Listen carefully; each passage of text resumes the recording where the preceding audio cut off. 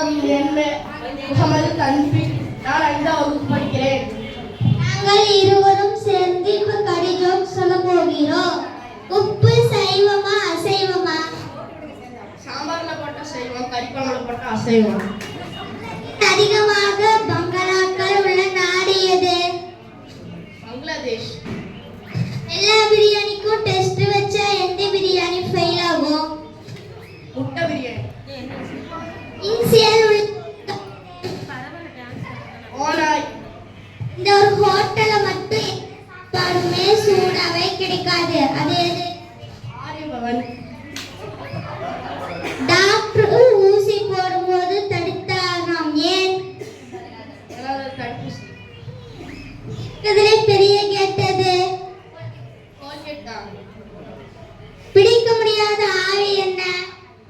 யார் என்ன? கொட்டாவிகா. கிணத்துல கல்ல போட்டா ஏன் முழுங்குது? ஏன்னா கல்லுக்கு நீச்சல் தெரியாதுல்ல. சோப்பு டப்பால ஏன் சின்ன சின்ன ஓட்டை இருக்கு? சோப்பு டப்பால பெரிய ஓட்டை இருந்தா சோப்பு கீழே விழுந்துருக்குது. தோசை மாவுக்கும் பூரி மாவுக்கும் என்ன வித்தியாசம்? பூரி மாவுல தோசை சொன்னாங்க, தோசை மாவுல பூரி சொன்ன முடியுமா? சின்சான் அம்மா வச்ச மீன் குழம்பு காரமா இல்லை, இனிப்பா இருந்துச்சா, ஏன்?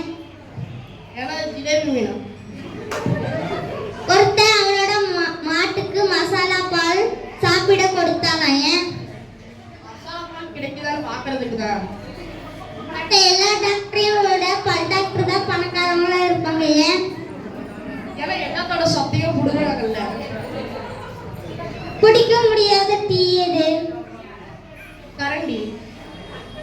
உயிர் இல்லாத விலங்கு எது? கைவிலங்கு. எலுமிச்சை பழம் ஆணா இல்ல பெண்ணா? ஆண்டா, புளிஞ்ச சார் வருதுல.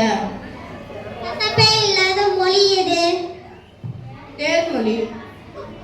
Mat in Japan, made in Japan என்பதற்கு எதிரானது எது? பல்லவி ஜப்பான்.